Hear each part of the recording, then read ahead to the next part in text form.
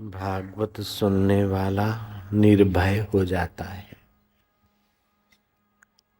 भागवत समझने वाला निशंक हो जाता है। उसको धर्म के विषय में, ईश्वर के विषय में, कर्तव्य के विषय में कोई शंका नहीं रहती। भागवत को सुनने वाला निश्चिंत हो जाता है। वो चिंता के चक्कर में, डिप्रेस आदि के चक्कर में नहीं आ पाता। भागवत की कथा से निर्भयता, निशंकता, निश्चिंतता तो आती है। चित्त में परमात्मा प्रसन्नता प्रकट होती है।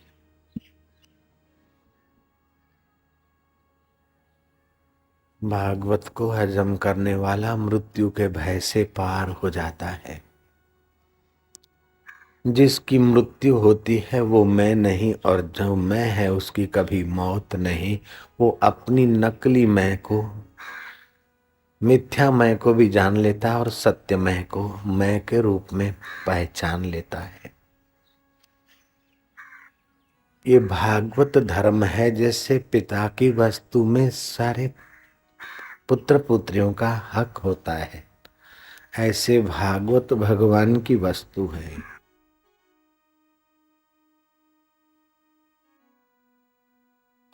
जैसे कुटुंब का बड़ा पूरे परिवार की भलाई सोचता है, कुटुंब के बड़े की चीज अगर देने में आए तो पूरे परिवार के हित में दी जाती। कुटुंब के बड़े में तो मोह या पक्षपात हो सकता है, लेकिन ईश्वर के बड़पन में न मोह है न पक्षपात है। भागवत ईश्वर की प्रसादी है। उसमें केवल साधु संत या भक्त या ऋषि मुनि का ही अधिकार नहीं, केवल हिंदू भाइयों का ही अधिकार नहीं, अपितु मनुष्य मात्र का अधिकार है। ना ना, भागवत धर्म में तो पशु पक्षी का भी अधिकार माना गया है। अगर नहीं होता तो भागवत में गजेंद्र की कथा नहीं आती। न गंगा न गया काशी, न गंगा न गया काशी, न गंगा न गया काशी, न गंगा न गया काशी, पुष्करम न प्रयागकम, पुष्करम न प्रयागकम, पुष्करम न प्रयागकम, पुष्करम न प्रयागकम, शुक शास्त्र कथायाश्च, शुक शुकशास्त्र कथायाश्च, शुक शास्त्र कथायाश्च, शुकशास्त्र कथायाश्च, फलेन समतां नयेत्, फलेन समतां नयेत्, फलेन समतां नयेत्। फलेन समतां नयेत्। भागवत के महात्मा विभाग के तीसरे अध्याय के 32वें श्लोक को हम लोग सुन गए। इसका अर्थ है, फल की दृष्टि से इस सुख शास्त्र कथा की अर्थात भागवत की समता गंगा, गया, काशी, पुष्कर या प्रयाग कोई तीर्थ भी नहीं कर सकता है। ये ऐसा महातीर्थ है। अश्वमेघ सहस्त्राणि, अश्वमेघ सहस्त्राणि, भाजपे शतानि च, भाजपे शतानि च, शुकशास्त्र कथायाश्च, शुकशास्त्र कथा कथायाश्च, कलानाहर्ति षोडशम्, कलां नार्हन्ति षोडशीम्। अश्वमेघ सहस्त्र माने 1000, बाजपे सैकड़ों करे, फिर भी ये शुक्र शास्त्र के आगे 16वां हिस्सा भी नहीं। शुक्र शास्त्र के ज्ञान का इतना बड़ा भारी महात्मा है। भागवत के 4 नाम, इसको भागवत बोलते हैं। भगवत जनों की कथाएं और वृत्ति भगवताकार होती है। रागाकार, द्वेषाकार, अस्मिताकार भाव मिटकर भगवताकार भाव बन जाते हैं। दूसरा इसका नाम है भागवत महापुराण।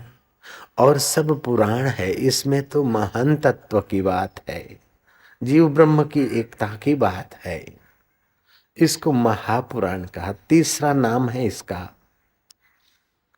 परमहंस संहिता, जो सुखदेव जी महाराज विरक्त होकर एकांत में जा रहे थे, पिता व्यास पीछे पीछे जा रहे, पुत्र सुनो सुनो, अद्वैत निष्ठा के कारण वृक्षों ने उत्तर दिया। ऐसे सुखदेव जी परमहंस महापुरुष, जो गृहस्थी के घर केवल गाय दोलू उतनी देर खड़ा रहते हैं, दूध ले लेते हैं, उनका पुण्य बढ़ जाता है, गृहस्थियों का खुद चल जाते हैं। ऐसे सुखदेव जी महाराज निराकार के उपासक भी इस भागवत की कथा से अपने चित्त को और रसीला बनाते हैं, इसलिए इस ग्रंथ का नाम परमहंस संहिता है। चौथा नाम है कल्पद्रुम।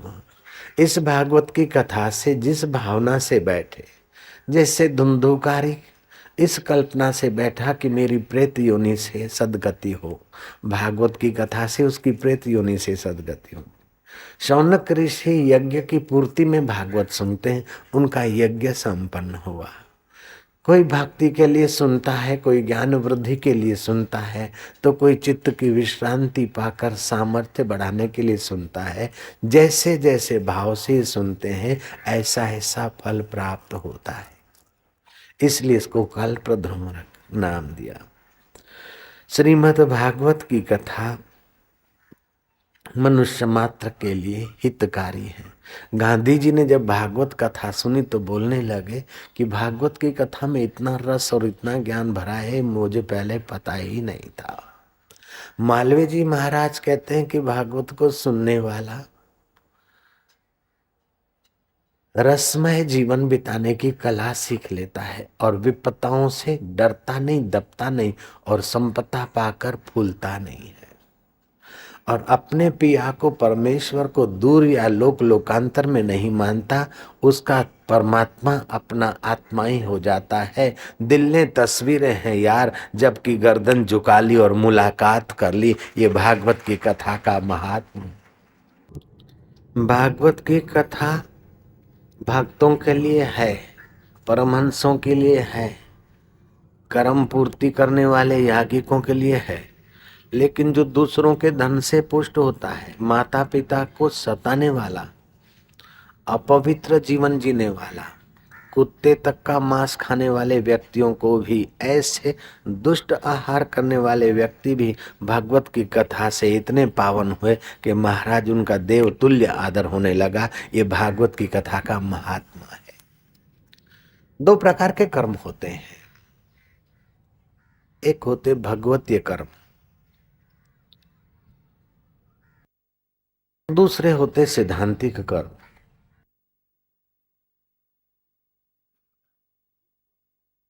जिसको स्मार्त कर्म बोलते हैं। अमुक तीर्थ में दान करो तो उसका इतना फल, अमुक व्यक्ति को, श्रेष्ठ व्यक्ति को दान करो, दीनहीन गरीब को दान करो, वो दया है। लेकिन जो भगवान के रास्ते जा रहे हैं और प्रयत्न पूर्वक उनकी सेवा में लगा देते, वो धर्म है, दया, धर्म, दान। अमुक व्यक्ति को, जैसे आपने चपरासी को दूध का प्याला पिलाया तो उसका भी कुछ काम ले सको तो फाइल एक टेबल से दूसरी टेबल पे पहुंचा देगा। लेकिन वही दूध का प्याला आपका राष्ट्रपति अगर घर में पी लेता है आकर, अथवा पानी का प्याला भी पी लेता है, तो उसका फल बहुत बहुत लंबा चौड़ा हो जाता है।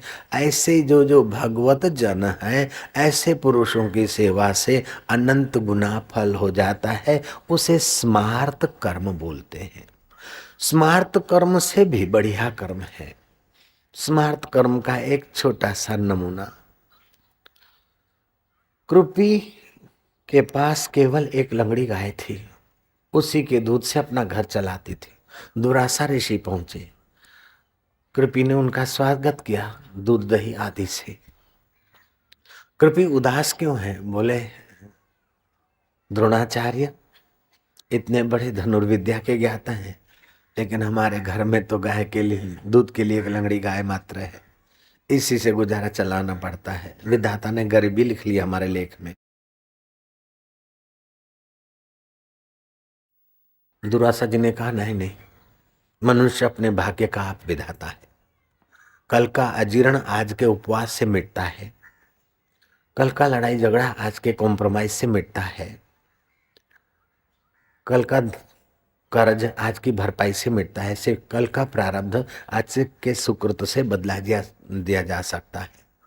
कृपया तू ऐसा कर, अभी सूर्य ग्रहण आ रहा है, तो जिस गाय के दूध से घर का गुजारा चलाती एक दिन उपवास कर देना और इसी गाय के दूध से जो उपज हो वो सत्पुरुषों की सेवा में लगा देना, तो तेरा अनंत गुना दान तेरे को ऐहिक दरिद्रता से छुड़ा देगा।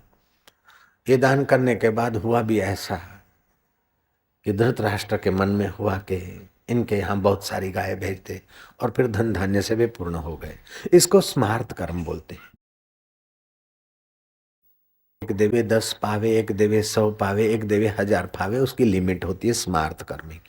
भगवतीय कर्म की कोई लिमिट नहीं होती है। जैसे राजा मंदिर की सीढ़ियां चढ़ रहा है, मालिन ने कहा राजन हार ले जाओ, 4 सीढ़ी और ऊपर गया, दूसरी मालिन ने कहा अंधाता ये हार स्वीकार करो, ले जाओ भगवान के लिए।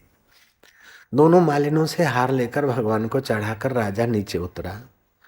पहली मालिन से पूछा कितने पैसे, मालिन ने समझा 25 पैसे का है 4 आने का हार, राजा से 2 रुपये मांग लो।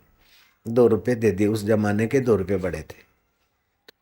फिर नीचे उतरा, पहली मालिन को पूछा कितने पैसे, बोले ओह पैसे आपसे, ना ना ना, आपने मेरा हार स्वीकार कर लिया, मुझे आनंद है।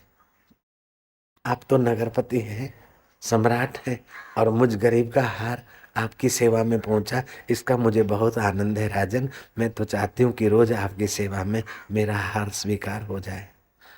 राजा से उसने एक पाई भी नहीं ली।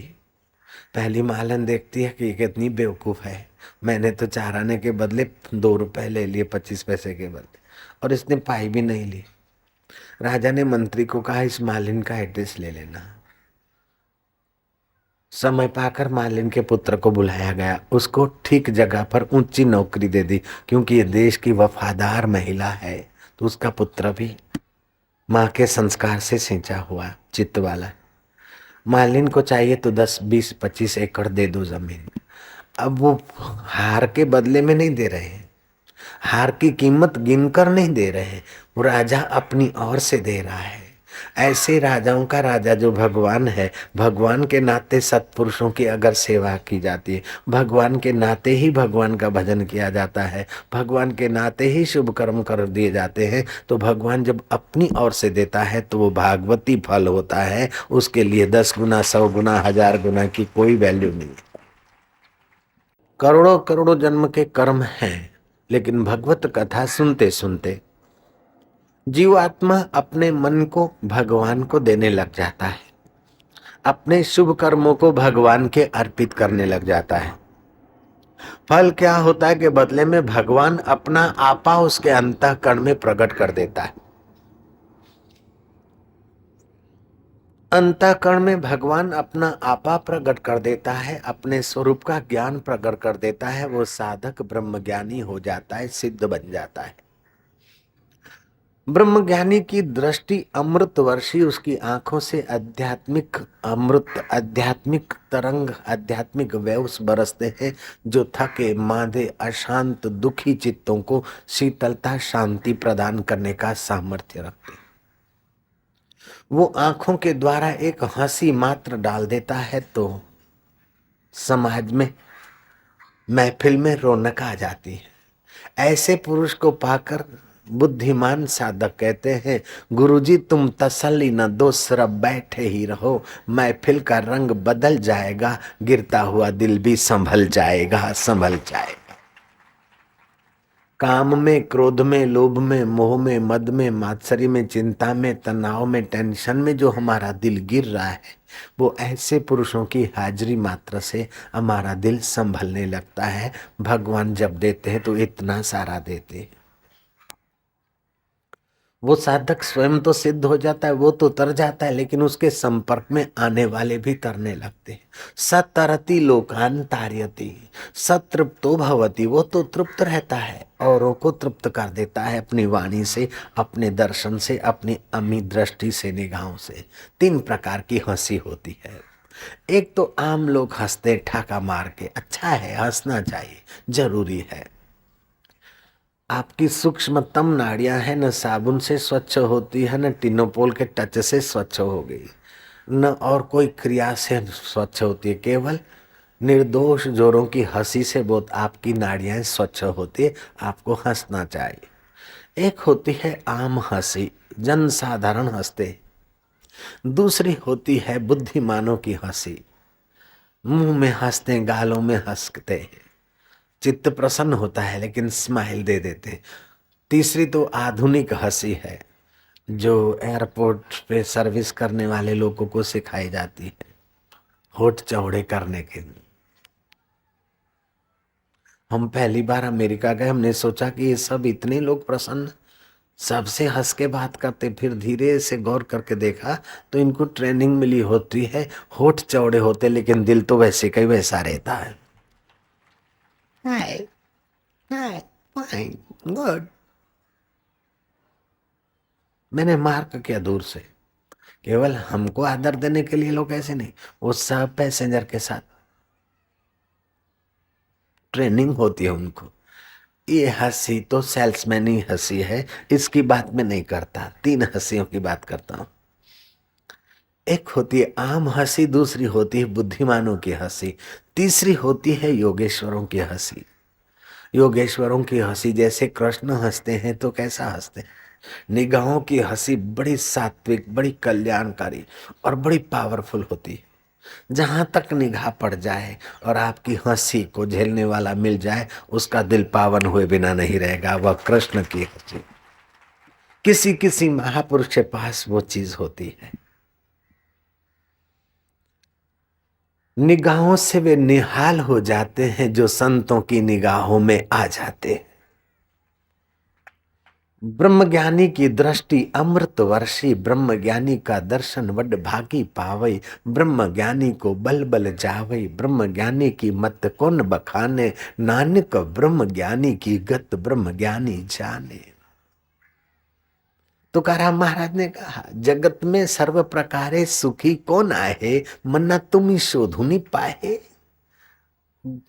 खोजते खोजते फिर उस महापुरुष को उत्तर मिला, दृष्टि ज्ञानमय कृत्वा पश्येत हरिरेव जगत। दृष्टि ज्ञानमय करो और हरिमय जगत देखे, वो पूर्ण रूप से जगत में सुखी आए। सिंधी संत बोधराज जी ने कहा, न दिल में द्वेष धारे थो, न कैसा रीस आ उन जी, न कहे दुनिया जी हालत तो, जो करे फरियाद तो ज्ञानी। बहारी बाग जे वांगुर रहे दिलशाद तो ज्ञानी, रही लोडन में लोडन खा रहे आजाद तो ज्ञानी। इल्म ऊनो अमल कायम, इल्म तो उसका बहुत गहरा है और अमल करता है उसका चित्त कायम, फिर भी उसको अहंकार नहीं आता। इस बात को अष्टावकर मुनि ने जनक को कहा, अष्टावकर संहिता में, यत पदम प्रेप्सवो दीना शक्रादय सर्व देवता, अहो तत्र स्थितो योगी हर्षम न उपगच्छति। जिस पद को पाए बिना देवताओं का राजा इंद्र भी अपने को कंगाल मानता है, वह आत्म पद व ब्रह्म पद पाकर योगी गर्व नहीं करता है, घमंड नहीं आता। ये भी एक आश्चर्य है। कंगले आदमी को 10-20 हजार मिल जाते तो फूल फटता है, अथवा 10-20 हजार की कैपेसिटी वाली को 10-20 लाख मिल जाता है तो उसका चाल निराली हो जाती है। किसी की 10-20 करोड़ में, तो किसी की 1000, 2000, 5000 करोड़ में चाल बदल जाती है। लेकिन अनंत ब्रह्मांडों का स्वामी जिसको मिल जाता है, फिर भी उसे अहंकार नहीं होता है। ये भागवती फल नहीं तो और क्या है। 3 टूक कौपी न की, भाजी बिना लूण, तुलसी हृदय रघुबीर बसे, तो इंद्र बापड़ा कौन। इंद्र को बापड़ा कह देता है वो महापुरुष, फिर भी चित्त में गर्व नहीं। पीत्वा ब्रह्म रस योगिनो भूत्वा उन्मतः इंद्रोमपि रंकवत भाष्यत अन्यस्य का वार्ता। औरों की क्या बात कहे आपको।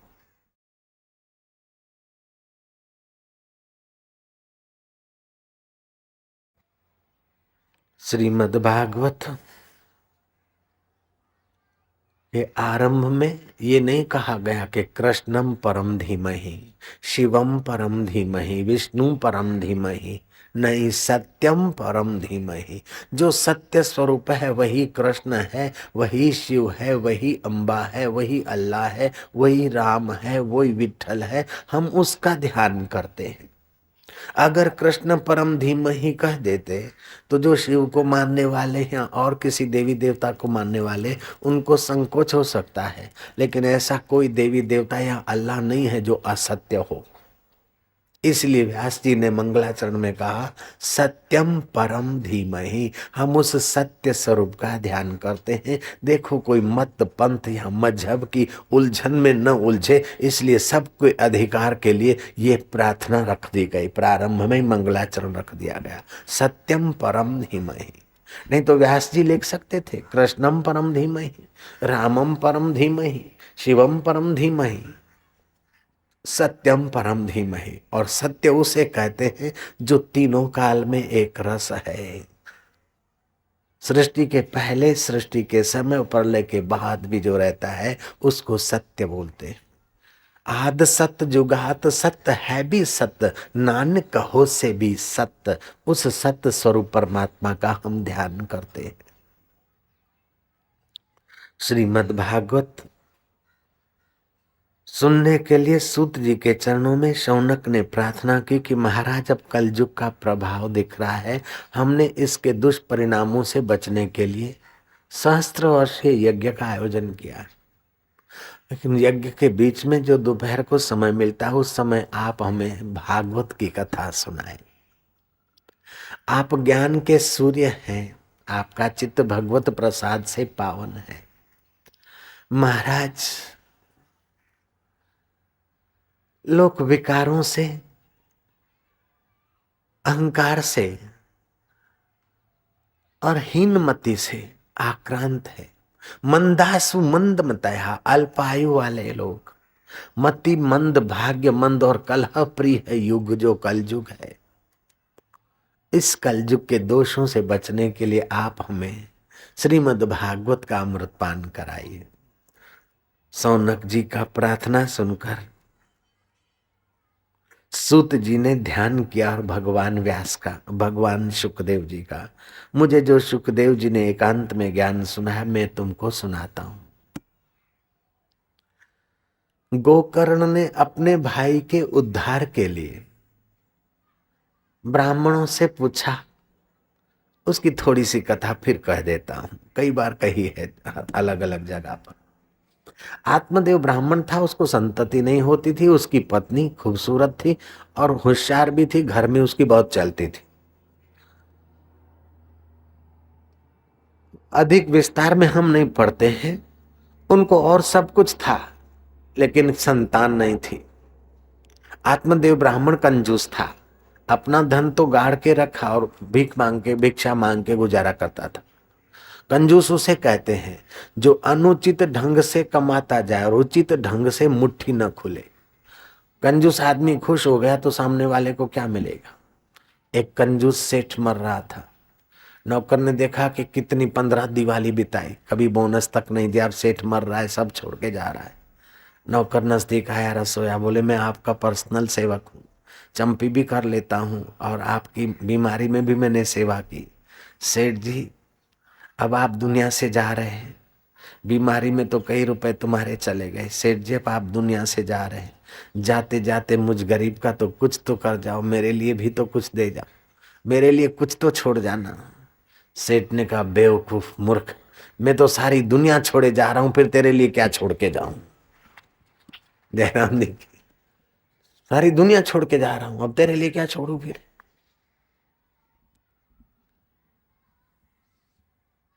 तो महाराज आत्मदेव ब्राह्मण कंजूस था। घर में थोड़ा कलह रहता था। पत्नी कहती थी कि हमारे संतान नहीं है, लोग क्या कहेंगे, ये वो, हमारा कोई श्राद्ध करने वाला नहीं, फलाना करने वाले। उसको पता नहीं कि अपना श्राद्ध आप भी कर लिया जाता है, अपना कल्याण आप भी कर लिया जाता है।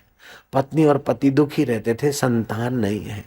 किसी ने कहा कि तुम बहुत कंजूस हो, दान पुण्य करो तो भगवान हो सकता है तुम्हारे दान पर प्रसन्न हो जाए, संतान हो जाए। आधी संपत्ति का दान पुण्य कर लिया, लेकिन संतान वंतान हुआ नहीं, और उद्वेग बढ़ गया कि अभी तक संतान नहीं हो रहा है। आत्मदेव ब्राह्मण एकांत जंगल में भटकते भटकते किसी सरोवर के किनारे बैठा। एक साधु आए, उन्होंने जल पिया, तनिक आराम किया। आत्मदेव ब्राह्मण ने उनको प्रार्थना की कि महाराज, मेरी पत्नी भी बांझ, मेरे घर में गाय भी बांझ, और मेरे घर में जो पेड़ लगता है वो भी बांझ का बांझ, उसको फल नहीं लगते। मैं जब पितरों को अर्घ्य देता हूँ, स्नान करके जब तर्पण करता हूँ, तो मेरे हाथ की अंजलि भी गर्म हो जाती है, मानो पितर भी रूठे हुए नाराज लगते। महाराज और कुछ नहीं, मुझे एक संतान का आशीर्वाद दे दो, सवा पाव मिट्टी दे दो बाबा, बस ये आपकी आशीर्वाद चाहता हूँ। बाबा ने कहा सवा पाव क्या, जिनको 4-4 पाव है, 5-5 पाव है, 4-4 बेटे हैं, उनके भी दुख नहीं मिटे, तो तेरे को एक बेटा दे दूंगा तो क्या दुख मिट जाएगा। सगर राजा को और दूसरे राजाओं को तो बेटों के कारण ही बहुत दुख सहना पड़ा। इसलिए बेटा मिल जाए तभी मैं सुखी होऊंगा, या बेटा मुझे तार लेगा, इस झंझट में मत पड़ो। तू तरने का उपाय सीधा सीख ले और भागवतीय कर्म करना आरंभ कर ले। भगवान को प्रेम कर, भगवान को खोज, चित्त की वृत्ति भगवताकार बना। बड़े बड़े भारी दुख के समय भी 1 मिनट के लिए आप भागवती चिंतन करें, भगवताकार वृत्ति बना सकें, तो बड़े भारी दुख में भी आप सुखी हो सकते। जब 1 मिनट भारी दुख में आप 1 मिनट के लिए सुखी हो सकते, तो 10 मिनट के लिए सुखी हो सकते हैं, और 2 घंटे के लिए भी सुखी हो सकते हैं। आप स्वतंत्र हैं, सुखी होना या दुखी होना, या सुख दुख के सिर पर पैर रख के आत्मा को पहचानना, ये आपके हाथ की बात है। मनुष्य तो अपने भाग्य का आप विधाता है। आत्मदेव ब्राह्मण को महाराज ने उपदेश दिया, लेकिन आत्मदेव ब्राह्मण बीच में हाथ जोड़कर खड़ा हो गया कि महाराज मेहरबानी कीजिए, मैं आपसे सत्संग सुनने को नहीं आया हूं। मुझे विवेक नहीं चाहिए, मुझे ज्ञान नहीं चाहिए, भले खोपड़ा खाली रहे, लेकिन मेरी पत्नी की गोद भर जाए महाराज, इतना ही दे दो। महाराज ने देखा कि ये तो दृढ़ वासना वाला है, उठाकर संकल्प करके एक फल दे दिया। पत्नी के पास आया, पत्नी को दिया फल। के सिद्ध पुरुष ब्रह्मज्ञानी महापुरुष ने संकल्प करके फल दिया, बेटा होके रहेगा। मैं तनिक जाता हूं, बाहर जाना है जरा। पत्नी के हाथ में फल आया, अपनी बहन से सलाह किया कि फल खाऊंगी तो गर्भ रह जाएगा, अगर गर्भ जल्दी से फिर बाहर नहीं आया 9 महीने 10 महीने, तो फिर मेरा क्या हाल होगा, और ऊंधा लटक गया तो क्या हाल होगा। जब प्रसूति होगी तो बड़ी पीड़ा होगी, वो प्रसूति के समय तो फिर आराम करना होगा। जब आराम करना होगा तो घर का काम कौन करेगा। अपनी बहन को ब्राह्मण बुला के आएगा, उसकी बहन गरीब है, मैं तो सोई रहूंगी रेस्ट रूम में, और बहन उठा के घर का सामान ले जाएगी, अच्छी अच्छी चीजें, घी उठा के ले जाएगी, शक्कर उठा के ले जाएगी, अच्छी अच्छी चीजें उठा के ले जाएगी। तो ब्राह्मण तो उसको कहेगा भी नहीं। इन भाई बहन की तो बहुत बनती है, उनकी बहन है गरीब, हाय रे मैं क्या करूं, एक तो पीड़ा और दूसरा फिर मेरे घर का भी सामान चला जाएगा। मुझे तो डर लगता है फल खाने में। मनुष्य के मन की एक ये पहचान है, नहीं होता है तो छटपटाता है, और वो चीज हो जाती है तो फिर फीकी पड़ जाती है। 32 दांत है तो कोई उसकी कीमत नहीं, जब एक चला गया तो बार बार जीभ वहीं जाती है। जो नहीं है उसको खोजता है, जो है वहां टिकता नहीं। ये हमारे मन की ही नाटकबाजी है। कश्मीर वाला सोचता है कि बंबई में सुख, और बंबई वाला भागा जा रहा है कश्मीर के डल लेक में सुख खोजने को। नहीं नहीं, तुम जहां हो वहां सुख खोजने की कला सीख लो, वहां सुख का सागर लहरा रहा है। बहन ने कहा तू चिंता मत कर, ये फल गाय को खिला दे, और मेरे पेट में अभी तीसरा महीना है, 6 महीने बीतेंगे, बालक पैदा होगा, मैं तेरी गोद में रख दूंगी, और तेरा पति तो बाहर जा रहा है, और तू घर में ऐसे रहो, पड़ोस में पता चल जाए कि ये गर्भवती है, बात रही मेरे पति को समझाना, थोड़ा धन दे देना, मेरा पति गरीब है, मान जाएगा, तेरी भी चुप, मेरी भी चुप, और पति देव की चुप। जिसका मेन कारण गलत होता है उसका परिणाम भी गलत आता है। साधन गलत तो साध्य भी गलत बन जाता है। हम चाहते कि कर्म चाहे हम गलत करें और फल मिले बढ़िया। नहीं नहीं, जो हक की कमाई है, सच्चाई की कमाई है, पसीने की कमाई है, उसका जो आनंद आता है वो 2 नंबर की कमाई के ऐश में उतना आनंद नहीं आता। जयराम जी की जो सहज स्वभाव मित्रों से मिलने का आनंद आता है, वो अपना आडंबर दिखा के मित्र को इम्प्रेस करने में वो आनंद नहीं आता है। रामतीर्थ कहा करते थे कि हे मानव, तुम अपना समय शक्ति बड़े बड़े भवन और फर्नीचर सजाने में व्यर्थ मत करो। भवनों को और फर्नीचरों को सजा सजा कर आने वाले अतिथि और मित्रों को प्रभावित कर करके आप अपने और मित्र के शत्रु मत बनो। आप अपना सहज जीवन जियो। मित्र को बड़े बड़े वैभव और मेहमान को बड़ी बड़ी चीजें दे देकर उसको प्रभावित करने के बजाय आप सहज में निर्दोष प्रेम उसको दो और एक प्याला पानी भी दोगे तो तुम्हारा मित्र सचमुच में उन्नत होगा और तुम भी उन्नत होगे। लेकिन आडंबर से मित्रों को प्रभावित करते रहोगे तो आपकी सच्चाई दबती रहेगी और मित्र के अंतःकरण में आपके लिए रहेगा कि इस मेरे बेटे के पास माल तो बहुत है। ईर्ष्या की आग उसके चित्त में पैदा होगी। इसलिए आप अपने धन का, वैभव का प्रदर्शन करके मित्रों को प्रभावित मत करो। अपनी सरलता और मित्र में परम मित्र है उसका प्रदर्शन करके उसका और अपना कल्याण करने के रास्ते लगो। बहुत बढ़िया बात है और आपको जचती इसलिए ताली बजाई, तो अब अमल में लाने की कृपा कीजिए। जयराम जी की। सूत जी महाराज शौनक को सुनाते कि एक समय देव ऋषि नारद घूमते घामते विशालापुरी में पहुंचे, जहां सनक सनंदन सनत सनत कुमार चारों भाई बैठे थे। चारों भाइयों की उम्र तो पूर्वजों के पूर्वज थे, लेकिन योग बल से सदा 5 साल के लगते थे। ज्ञान के पारगामी थे और अपने पर ब्रह्म परमात्मा का उनको साक्षात था। उन मुनीश्वरों ने देखा कि नारद जी इस विशाला नगरी में आ रहे। नारद जी को देखकर मुनीश्वरों ने पूछा कि नारद जी, आज आप अतृप्त पुरुष की नहीं दिखाई दे रहे हैं, जैसे किसी का कोई कल कारखाना बंद हो गया हो अथवा किसी को इनकम टैक्स की रेड पड़ी हो या अथवा और कोई मुसीबत आई हो, तो जो आदमी जितना जैसा हताश सा और दौड़ा सा जाता है, उस प्रकार नारद की दशा देखकर मुनीश्वरों ने पूछा कि अतृप्त आदमी की नाई, वासना में उलझे हुए जीव की नाई, नारद जी आप कहाँ कहाँ जल्दी जल्दी जा रहे हो। नारद जी कहते हैं, मुनीश्वरों, कलयुग का प्रभाव ऐसा तो फैल गया है कि कलयुग का मित्र अधर्म जहां तहां अपने पैर पसार चुका है। शांति, सुहृदता और माधुर्य मानो धरती से सूख रहा है। मैं पृथ्वी के प्रयाग, काशी, रंग क्षेत्र, पुष्कर, हरिद्वार और बड़े बड़े तीर्थों में गया। वहां भी देखा कि मनुष्य को शांति मिलने की कोई व्यवस्था नहीं, वहां भी हाय धमाधम, और पाखंडियों ने वहां वास किया है। मंदिरों का सत्व यवनों ने नष्ट कर दिया और तीर्थों का सत्व पाखंडियों ने नष्ट कर दिया। कथा का सत्व स्वार्थियों ने नष्ट कर दिया और शांति की कोई कीमत समझने वाला व्यक्ति शांति पाने के लिए भटके तो कोई जगह ही नहीं। पूरी धरती मैंने छान मारी, कहीं सुख और शांति नहीं। शांति धन से बड़ी है, शांति सत्ता से बड़ी है, शांति सौंदर्य से बड़ी है। खूब सुंदर हो और अंदर में अशांत की आग हो तो क्या सौंदर्य किस काम का। शांति सौंदर्य से बड़ी है, शांति सत्ता से बड़ी है। सत्ताधीश और अशांत है तो किस काम का उसका जीवन। शांति धन से बड़ी है, शांति स्वर्ग से बड़ी है। स्वर्ग में रहते और अशांति की आग में जले तो ऐसे स्वर्ग को आग लगाओ। शांति स्वर्ग से बड़ी है, शांति रिद्धि सिद्धियों से बड़ी है, यहाँ तक कि शांति भगवान से भी बड़ी है। बोले महाराज कैसे?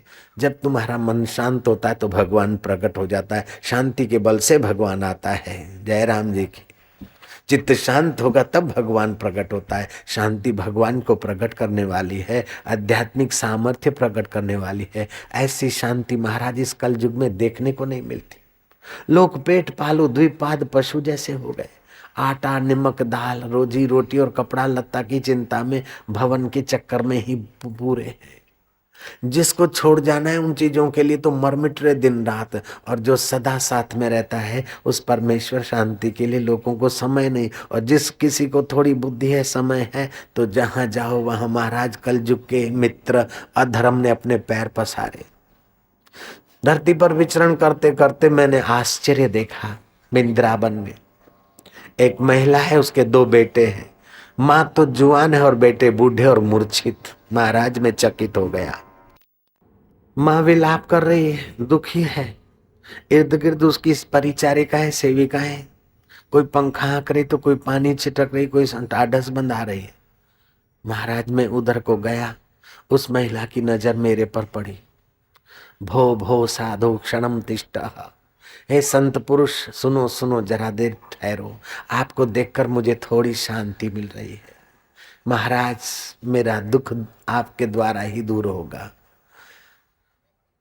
जब उसने मीठे वचन विनम्र वचन कहे, मैंने देखा, पूछा कि देवी तुम कौन हो, और ये जो सोए हैं ये श्वेत बाल वाले पुरुष कौन है।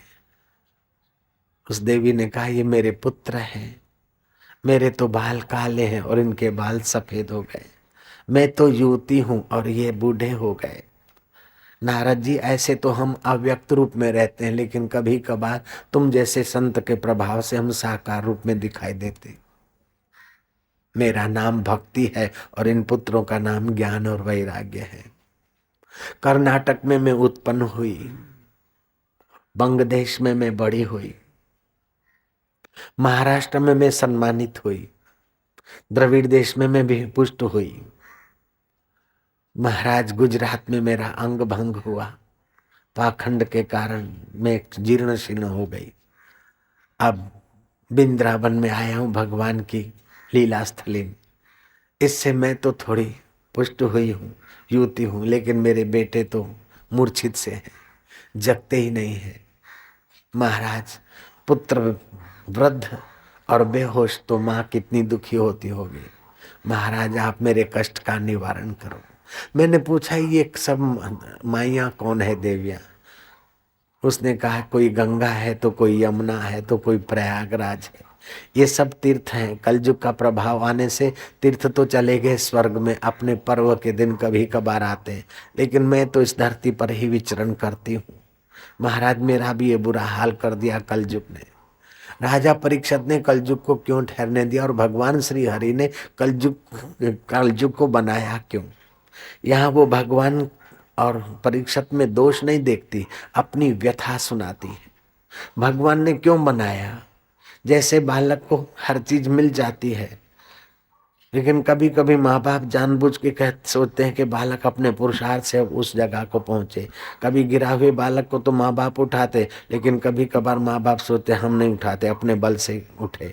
ऐसे ये युग गिराने वाला है और हरी टुकुर टुकुर देख रहे हैं कि गिराने वाले युग में भी मेरे बेटे मेरे बच्चे कथा कीर्तन सत्संग और पुरुषार्थ करके उठे और मुझसे गले लगे तो और पुरुषार्थी माने जाएंगे। और कलयुग को श्री हरि ने क्यों ठहरने दिया परीक्षित ने। कलयुग को देखकर परीक्षित ने तो तीर कमान उठाया, तेरे को नष्ट करूंगा। कलयुग असली रूप में आ गया, राजा का सा वेश था, फिर असली रूप में प्रकट हुआ। महाराज आप मुझे न मारिए, न मुझे रहने के लिए आपके देश में कहीं जगह दीजिए। महाराज मेरे में दोष तो बहुत है, लेकिन एक बड़ा भारी गुण है।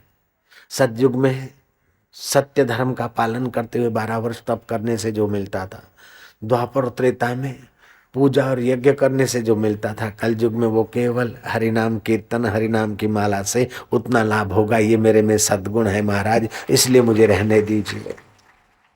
महाराज ने रहने तो दिया।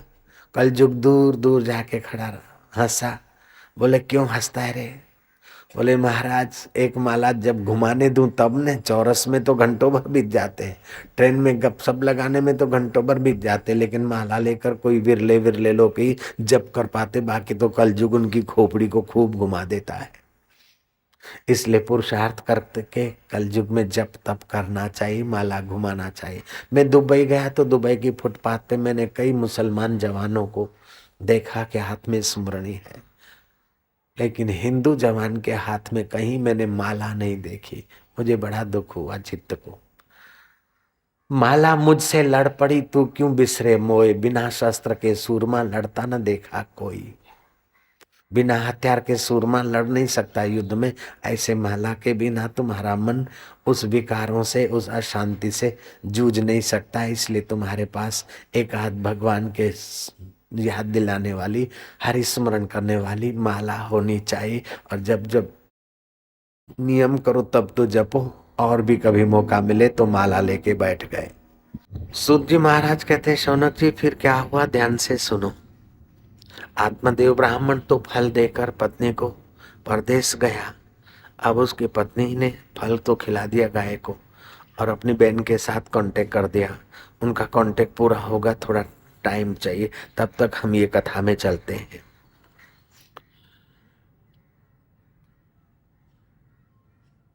नारद जी कहते हैं कि मैंने जब पूछा तो इन्होंने कहा, भक्ति ने कहा ये मेरे सब तीर्थ हैं, देवियां हैं, महाराज आप ही मेरा दुख दूर करोगे। मैंने कहा बाले तू चिंता मत कर, मैं तुझे जन जन में स्थापित करूंगा। मैं श्री हरि का भक्त हूँ, हे भक्ति देवी तेरी सब जगह सब हृदयों में स्थापना करूंगा। मैं उपाय खोजने लगा, कई मंत्र और कई मैंने अपने जो कुछ विद्या थी उसका उपयोग किया, लेकिन वो ज्ञान वैराग्य सजाग नहीं हो रहे थे। आखिर आकाशवाणी हुई कि उद्योग करो, उपाय खोजो, जरूर सफल हो जाओगे। मैंने सोचा आकाशवाणी भी अस्पष्ट ही कहा, उद्योग करे तो कौन सा करे, सफलता तो मिलेगी लेकिन कैसे मिलेगी। मैं आश्रमों में ऋषिवरों में इधर उधर घूमा, लेकिन इनके ज्ञान वैराग्य के पुष्ट होने का कोई उपाय नहीं बता पाए। महाराज इसलिए मैं उद्वेग सा हुआ हूँ कि मैंने उनको वचन दिया है, वचन देने में जल्दबाजी नहीं करा करो आप, और वचन पूरा करने में कभी देर नहीं करना चाहिए। अपनी जीवन की कीमत रखना चाहिए। जिसको अपनी जीवा की कीमत नहीं, उसको अपने जीवन की क्या कीमत होगा, उसको अपनी इज्जत की क्या कीमत होगा। जीवा की कीमत होनी चाहिए। आजकल आदमी बोलते बोलते झूठ बोल देता है। ऐसे से बड़े बड़े लोगों को मैंने देखा, सीएम जैसे लोगों को मेरे साथ बात करके बोल के गए ये करेंगे, और फिर 2-5 दिन के बाद पूछवाया कि इन लोगों का भला किए। बोले मैंने तो कुछ बोला नहीं। मैं क्या धत तेरे की, तू काहे का सीएम रहे। जय राम जी की। इतना सफेद झूठ बोल देते और अपने को बड़ा मानते। नहीं नहीं, पब्लिक का विश्वास संपादन करना चाहिए। आजकल नेताओं के नाम से लोगों को कभी कोई नेता आ जाता है और मैं बोलता हूँ 10-5 मिनट फलाने भाई बोलेंगे, लोग उठ के चल देते हैं। मेरे को आश्चर्य होता है। फिर नेता लोग मिलते, बोले बाबा लोग ये तो आपके कारण इतने लोग बैठे हैं, बाकी हम लोगों को तो देख के लोग भागते। बाबा क्या पता क्या है, क्या पता क्या नहीं है। जैसा वाणी हो ऐसा वर्तन करो तो लोग तो तुम्हें सुनेंगे, और लोकेश्वर भी तुमको देखकर अपनी प्रसन्नता अभिव्यक्त करेगा। ऐसा तुम्हारे साथ है। गांधी जी को लोग कितना प्रेम से सुनते थे, मदन मोहन मालवीय को लोग कितना प्रेम से सुनते थे। अभी भी ऐसे लोग हैं बेचारे जिनको बुद्धिमान सुने। ऐसे भीड़ तो कोई नेता खड़ी कर देते, बसें भेजकर कुछ भाड़ूती आदमी इकट्ठे कर, लेकिन बुद्धिजीवी नेता को आदर से सुने, विचारक लोग नेता को प्रेम करते हुए सुने। ऐसे तो कोई विरले विरले नेता होते हैं जिनके जीवन में कुछ सच्चाई है, कोई ठोस बात है। खैर नारद जी कहते हैं कि सनकादि ऋषि आप ही बताओ कि उसके उपाय क्या। उन्होंने कहा बस इसका उपाय हम जानते हैं, ज्ञान वैराग्य। लोग समझते हैं हमको भक्ति करनी है, लेकिन ज्ञान और वैराग्य तो मूर्छित है, उसका ख्याल नहीं रख पाते। जब ज्ञान वैराग्य पुष्ट नहीं होगा तो आप भक्ति किसकी करोगे। जिसकी भक्ति करते उसका ज्ञान तो होना चाहिए ना। अगर ज्ञान नहीं होगा तो भक्ति रोती रहेगी। तुम जिसकी भक्ति करते हो उस ईश्वर के विषय का ज्ञान होना चाहिए, और तुम जो हो तुम्हारे को अपने मैं कौन हूं इसका भी तो ज्ञान होना चाहिए। और जिस परपंच से, दुख से, मुसीबत से, आसक्ति से छूटना है, उस परपंच से वैराग्य भी होना चाहिए, तभी आपकी भक्ति पुष्ट होगी। ज्ञान वैराग्य अगर मूर्छित रहेंगे तो भक्ति बेचारी लाचार होगी, रोती रहेगी और आपको लोग भगतड़ा बोलेंगे। अगर आपकी भक्ति के साथ ज्ञान और वैराग्य पुष्ट है तो आप तो जोगेश्वर की नाई पूजे जाएंगे। इसलिए आपके जीवन में ज्ञान और वैराग्य भी होना चाहिए, तब भक्ति की शोभा है, भक्ति की विशेषता है। सनकादि ऋषियों ने कहा कि उनके ज्ञान वैराग्य की पुष्टि के लिए आप श्रीमद् भागवत की कथा सुनाओ उनको। ज्ञान वैराग्य की पुष्टि के लिए भागवत की कथा का आयोजन हुआ। बड़े बड़े ऋषि, महर्षि, तपस्वी, जति, जोगी आए गंगा किनारे। भागवत की कथा सुनते सुनते ज्ञान वैराग्य पुष्ट हुए, अर्थात भगवान की कथा से ज्ञान और वैराग्य पुष्ट होता और हमारी भक्ति चमकती है। ये भागवत की कथा है।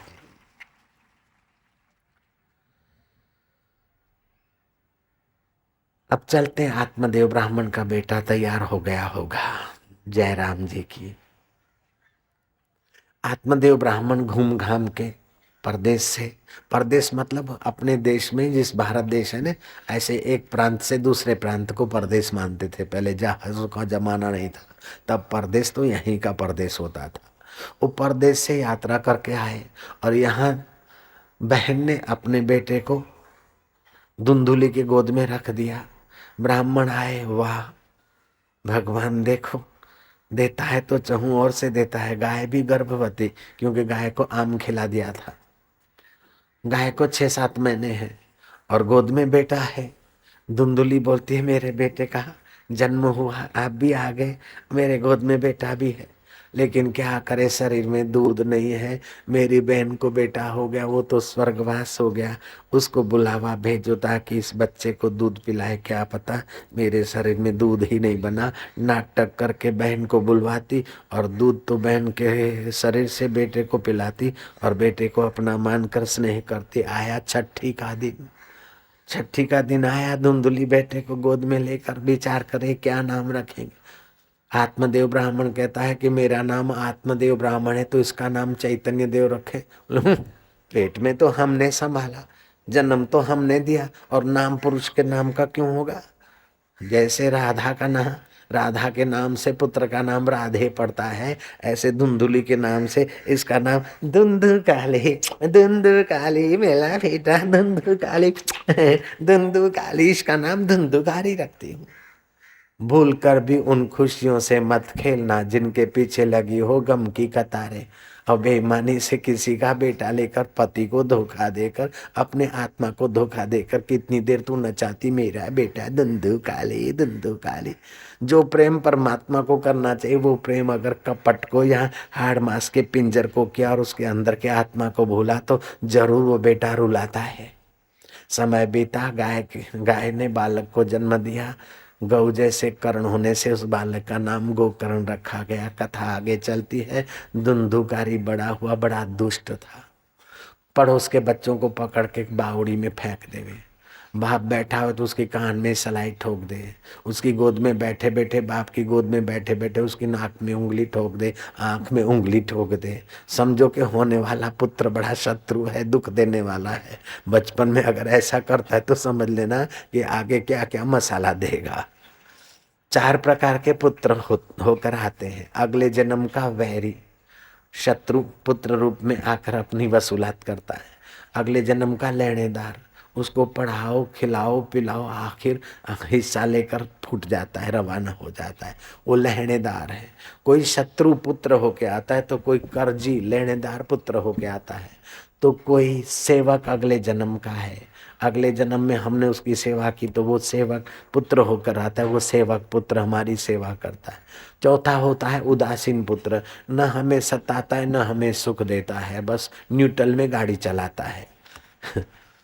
इन 4 प्रकार के पुत्रों में से किसी के पास अगले जन्म का शत्रु है तो किसी के पास अगले जन्म का सेवक है। तो सेवक वाले पुत्र को देखकर, अपने अगले जन्म के पुत्र को देखकर आप अपना भाग्य मत कूटना। आप भगवान को धन्यवाद देना कि कर्जा चुक रहा है, अगले जन्म का बीत जाने दो। ऐसा जीवन जीने का ढंग सीखो। आपका पुत्र उदासीन है, किसी का पुत्र सेवक, देख देख बुद्धू तू कुछ नहीं करता, कथे लेकर हो सके तो पीजी सेवा करे। अरे वो बेटे बाप की सेवा करता है तो अगले जन्म में उसके बाप ने उसकी सेवा की थी तो अभी बेटा होके सेवा कर रहा है। किसी का बेटा देखकर, किसी की पत्नी देखकर, किसी का पति देखकर अपने मुंह में पानी मत लाओ, इमली मत लाओ, मिठाई मत लाओ, अपने दिल में दिल भर की स्मृति ले आओ कि इसी का नाम परमात्मा की लीला है, तो आपको भागवतीय धर्म हो जाएगा। आपके हृदय में भागवतीय धर्म उत्पन्न होने से आपको ईर्ष्या नहीं होगी, जेलसी नहीं होगी, विषाद नहीं होगा, और बढ़िया बेटा है तो अहंकार नहीं होगा। आप बिल्कुल सुख दुख में सम होने लगेंगे, लाभ हानि को स्वप्न मानने लगेंगे, और तेरे मेरे की पकड़ से आप फिर पकड़े नहीं जाएंगे। आप तो उसी के द्वारा पकड़े जाओ जिसने सारी सृष्टि को पकड़ रखा है, पाल रखा है, उसी के द्वारा आप पकड़े जाओ तो आपका कल्याण होगा। तकदे हैं बाजी नु, बाजीगर नु कोई नहीं तकदा है। पंजाबी में कहावत है। वो बाजी को देखते, संसार बाजी है, लेकिन बाजी चलाने वाले बाजीगर के ऊपर नजर होगी तो आप सुखी रहेंगे, और बाजी पर ही नजर रहेगी तो आप धोखे में आ जाएंगे। तकदे हैं, तकदे माना देखते हैं, निहारते, बाजी की तरफ निहारते, बाजीगर के तरफ नहीं निहारते। और इस संसार में किसी के पास बेटा बढ़िया है तो किसी के पास स्वास्थ्य बढ़िया है, किसी के पास धन बढ़िया है तो किसी के पास प्रसन्नता बढ़िया है, तो किसी के पास और चीजें घटिया है।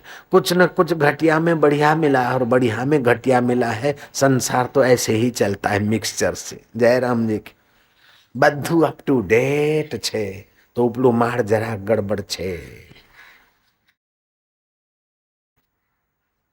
कहीं न कहीं खटक रख दी ताकि उस खटक को पूर्ति करने के लिए आप सक्रिय होते होते होते देर सबेर सत्संग में पहुंचे, और सत्संग आपको भागवती धर्म में पहुंचाकर भगवान के साथ मुलाकात कर दे। ये प्रकृति का अफर अकाट्य सिद्धांत है। कांक ने कांक खटको मूकी ज दीधेलो छे।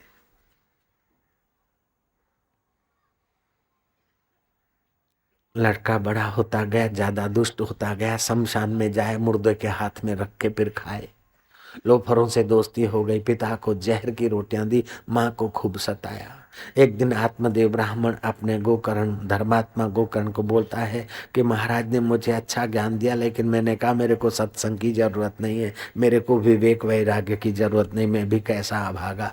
जो संत पुरुष प्रसन्न होकर सदा के लिए सुखी करने का उपदेश दे रहे थे सत्संग, उसका तो मैंने आदर नहीं किया, अपनी वासना को पूर्ति के चक्कर में लगाया। वासना को मिटाने में मनुष्य स्वतंत्र है, लेकिन पूरी करने में तो मनुष्य पराधीन है। अगर पूरी हो भी गई तो नई वासना उभर आती है, इसलिए मुझे वासना मिटानी चाहिए थी, मैं तो वासना का गुलाम बना। हाय रे हाय, ये बेटा हुआ, इससे तो पत्थर का जन्म होता तो ठीक। बेटा मांगने के समय अगर मेरी जीभ चुप हो जाती तो ठीक था। गोकर्ण बुद्धिमान था, उसने कहा अब पछताओ मत पिताजी, इस हाड़ मास के शरीर को मैं मानने की गलती छोड़ दो। इसमें तो दो हड्डियां हैं खड़ी और कुछ आड़ी हड्डियां हैं, मांस है, नसों से बंधा है। ऊपर भगवान ने अगर चमड़े का कवर नहीं होता तो मक्खियां और मच्छर और जंतु बैक्टीरिया न जाने क्या बुरा हाल कर देते। ये तो अच्छा है कि चमड़े के कवर से ढका है, बाकी इस हाड़ मांस के पिंजर को मैं मत मानो, और इस पिंजर से पसार हुए बेटे बेटियों को आसक्ति करके मेरा मत मानो। जिसकी सत्ता से बेटे बेटी उत्पन्न होते हैं उस परमात्मा को मेरा मानो, और जिसकी सत्ता से ये शरीर सुंदर लगता है उस आत्मदेव को मैं मानो। पिताजी, वैराग्य राग रसिको भव भक्ति निष्ठा। वैराग्य में राग रखो, राग रखना है, प्रीति करनी है तो वैराग्य में प्रीति करो, उसी के रसिक हो जाओ। पुत्र का सत उपदेश सुनकर आत्मदेव ब्राह्मण का वैराग्य जगा। वो सदा सदा के लिए इस मोह माया को नमस्कार करके गंगा किनारे चले गए और 10वें स्कंद का पाठ करते, भगवान का ध्यान करते, और अंत में भगवान को पाकर मुक्त हो गए।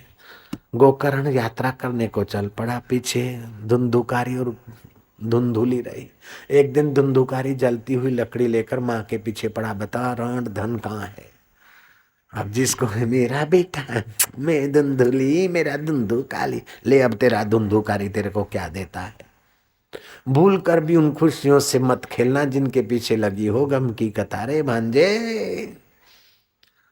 जो प्रेम परमात्मा को करना चाहिए वो प्रेम अगर किसी हाड़ मास के शरीर को ही किया, नहीं, उसको प्रेम तो करो लेकिन भगवान के नाते बच्चे को प्रेम करो। बच्चा बड़ा होगा और मेरा नाम करेगा, तेरा नाम करेगा तो साथ साथ में दूसरा भी कुछ बदनामी का भी कर लेगा। बच्चा बड़ा होगा और मेरे को खूब सुख देगा, सुख देने के साथ और कुछ भी देगा। जो भरोसा ईश्वर पे करना चाहिए वो भरोसा अगर बेटा सुख देगा उस पर किया तो बेटे के द्वारा और भी कुछ मिलता है। जो भरोसा परमेश्वर पे करना है वो भरोसा अगर धन पे करना है तो धन टेंशन दे देगा। जो भरोसा असली मित्र पर परमात्मा पे करना है वो भरोसा अगर बाहर के किसी मित्र पे किया तो वहां से दुख आने की संभावनाएं पक्की है। तुम मित्रों से मिलो, सबसे व्यवहार करो, लेकिन भीतर तो एक भरोसा राम का और आश निराश। तुम जब भीतर वाले से पीठ करके बाहर का सहारा लेते हो तो बाहर वाले भी तुमको बीच में ही छोड़ देते। तुम भीतर वाले से प्रेम करते हुए सुबह ध्यान भजन करते हुए फिर जब बाहर वालों से मिलते हो तो बाहर वाले भी तुम्हारे मित्र हो जाते। हम भी हैं तुम्हारे कहने लगेंगे पराए, मरने के सब इरादे जीने के काम आए। जो भीतर वाले मित्र से अपना तालमेल रखता है उसके तो और भी अपनी जाति के तो क्या, और जाति के लोग अपने देश के तो क्या, और लोग देश के लोग भी उससे मित्रता करते हैं। और जो भीतर वाले से मुंह फेर के बाहर की खुशामद करके सुखी होना चाहता है उसको बाहर के तरफ से भी धक्के मिलते हैं। कहावत है, घर से जाओ खा के तो बाहर मिले पका के, और घर से जाओ भूखे तो बाहर मिले धक्के। ऐसे सुबह उठकर आप अपने अंतर्यामी घर में आया करो, अपने परमेश्वरीय घर में आया करो, अपने भागवतीय घर में आया करो। और वो भागवतीय घर में आकर ध्यान भजन करके अपना चित्त भगवताकार बनाकर फिर व्यवहार करो तो व्यवहार भी तुम्हारा बंदगी हो जाएगा और खाना भी तुम्हारा पूजा हो जाएगा। कबीर जी ने ठीक कहा है, साधु भाई सहज समाधि भली, गुरु कृपा भई जा दिन से दिन दिन अधिक चली, अधिक चली, अधिक चली, साधु भाई सहज समाधि भली। खाऊं पीऊं सो करूं पूजा, अब मैं खाता हूं ये शरीरधारी नहीं, अब तो ठाकुर जी को भोग लगाता हूं। पेट भले शरीर का भरे लेकिन भोग तो ठाकुर जी को लग जाता है। साधु भाई सहज समाधि भली, गुरु कृपा भई जा दिन से दिन दिन अधिक चली, साधु भाई सहज समाधि भली। खाऊं पीऊं सो करूं पूजा, सोऊं तब करूं दंडवत, हारूं फिरूं सो करूं परिक्रमा, भाव न राखूं दूजा, साधु भाई सहज समाधि भली। हलो तहली आसमान देखूं, अज्ञा हली पसू, आसमान मिड़े तारा तारन जो चंड भी तू, तेरा मकान आला जित कित वसी तो तू, तेरा मकान आला। हलो तो हली दरिया देखूं, चलो दरिया किनारे दरिया देखे, आगे जाकर निहारे। हलो तो हली दरिया देखूं, अज्ञा हली पसू, दरिया मिड़े लहरूं लहरूं जो लाल भी तू, तेरा मकान आला जित कित वसी तो तू। हली तो हली बाजार देखूं, अज्ञा हली पसू, बाजार में मिड़े ही आदम आदम जो दम भी तू, तेरा मकान आला जित कित वसी तो तू। भागवत से भगवतीय दृष्टि उत्पन्न होती है, जहां तहाँ भगवान की वो मधुरता और चेतना का दीदार होता है। तो मैं कोई अपना प्रिय मित्र मिल जाए तो मजा आएगा कि नहीं आएगा? आएगा। लेकिन जहां तहाँ जिसको अपना प्रिय दिखता है उसके हृदय में कितना मजा होगा, कितना माधुर्य होगा। तो भागवत आपको जहां तहां अपना वास्तविक प्रिय है जो मौत में भी हटता नहीं, ऐसा वास्तविक प्रिय परमेश्वर की खबर सुनाता है और आपका अज्ञान हर लेता है, आपका देह अध्यास हर लेता है। आद्य शंकराचार्य ने कहा, गलते देहाध्यासम विज्ञाते परमात्मनि, यत्र यत्र मनो जाति तत्र तत्र समाधय। जिसका देह अध्यास गलित हो गया है और अपने परमात्मा स्वभाव को जिसने जान लिया है, उसका मन जहां जहां जाता है वहां वहां उसकी समाधि है। अब धुंधुली को धुंधुकारी सता रहा है, एक दिन जली हुई लकड़ी लेकर पीछे पड़ा, बता रांड धन कहाँ है। तो बेटे ने इतना दुख दिया कि माँ से सहा नहीं गया, वो बेचारी कुएं में कूद के मर गई आत्महत्या करके। धुंधुकारी ने धन इधर उधर से खोद के निकाल लिया। उल्टा स्त्रियों के साथ संबंध जोड़ लिया और 5 औरतों को ले आया घर में। रास्ते जाने वाली, पैसों से मिलने वाली कुलटाओं को पत्नियां बनाकर रखा। थोड़े ही दिन में सारी कंजूस की संपत्ति अपव्यय हो गई। अगर पुत्र कपूत है तो कितना दिन धन संभालेगा तेरा, और सुपात्र है तो उसको टोटा भी क्या पड़ेगा। अगर पुत्र सपूत है तो काहे धन संचय, थोड़ा बहुत रख ले, फिर बाकी का तो संस्कार दे दे उसको। अगर पुत्र कपूत है तो फिर काहे धन संचय। आत्मदेव ब्राह्मण तो सदगति को प्राप्त हुआ, धुंधुकारी बेचारी अकाल मरी। आप धुंधुली और धुंधुकारी 5 कुलटाओं के चक्कर में आकर कंगाल हो गया। धन से तो कंगाल हुआ लेकिन वासनाएं नहीं मिटी, और वासनाएं अंधी हुई। अब वो तो और डिमांड करी, गहने चाहिए, जवेरात चाहिए। उसको चोरी और डकैती भी करनी पड़ी। एक बार अच्छे एक राजघराने का ज्वेलरी का बक्सा उठा लाया। उल्टाओं ने देखा कि इतना सारा धन आया है, अब राजघराने का है, देर सवेरे पकड़ा जाएगा, हमको भी रिमांड पे लेंगे पुलिस वाले सिपाही, क्यों न इसको ही मार दें और अपन धन लेके चले जाएं। 5 उल्टा ने इनको खाने पीने में खूब दारू बारू पिलाकर जब सो गया तो 5 ने उसके हाथ पैर खाट से बांध दिए और अंगोछा लेकर गले में फांसा दिया। एक उधर खींचती एक उधर खींचती, लेकिन वो बलवान था, जग गया। इन 5 के आगे वो एक क्या करता है, और फिर शराब के नशे में था, मर नहीं रहा था। तो एक उल्टा ने क्या करा, जलता हुआ अंगारा उसके मुंह में डाला और नाक और मुंह दबाकर उसको पहुंचा दिया। खड्डा गाड़ के वो अंदर घर में प्रांगण में उसको गाड़ दिया रातों रात। सुबह पड़ोसियों को कहा कि किसी खास काम से गया है। 2-4 दिन रही न रही, फिर वो अपना सामान लेकर छू हो गई। लोगों को शक पड़ा कि मर गया होगा, ये बात दूर तक पहुंची। समय पाकर धुंधुकारी का भाई गोकर्ण जब गांव में आया, रात्रि को आराम करता है घर में, तो क्या देखता है कि एक बड़ा भयानक, कभी तो बघेड़ा बन जाता है, तो कभी ज्वाला का सा रूप, तो कभी बकरे सा रूप, तो कभी इंद्र जैसा रूप। आखिर ये प्राणी कौन है? मानो न मानो कोई अवगत है, अकाल मरा हुआ कोई प्रेत है। अरे बोल प्रेत, तू क्या चाहता है? लेकिन प्रेत में बोलने की क्षमता नहीं थी, इतना घोर बातक था उसका। बहुत बोलने पर भी प्रेत कुछ न बोला। गोकर्ण ने क्या करा, हाथ में अंजलि लेकर गुरु मंत्र का जप करके उस पर पानी छीटा। धुंधुकारी के कुछ पाप ताप निवृत्त हुए। उसकी वाचा सूक्ष्म भाव से उसने कहा, मैं तुम्हारा अभागा भाई धुंधुकारी हूं। कर्म करते समय मैंने पीछे मुड़कर नहीं देखा, लेकिन अब फल बड़ा कठोर भोगना पड़ता है भैया। मैं बहुत दुखी हूँ, बड़ा अशांत, बड़ा तपता हूँ। पीने के लिए पानी की जरूरत पड़ती है, लेकिन वो पानी नहीं पी पाता हूँ। लोग पेशाब करते वहां जाना पड़ता है और वासना में भोग लेना पड़ता है। अब मैं वासना की आग में तपा हूँ। जो नहीं करने चाहिए वो सारे कर्म मैंने किए, और माँ की हत्या का भी मैं निमित्त बना। मैं बड़ा दुखी हूँ।